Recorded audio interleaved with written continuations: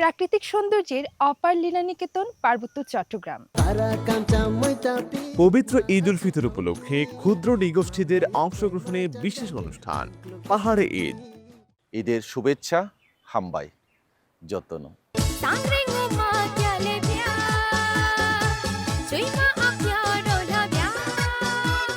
সবাইকে ঈদ মোবারক, ঈদের শুভেচ্ছা।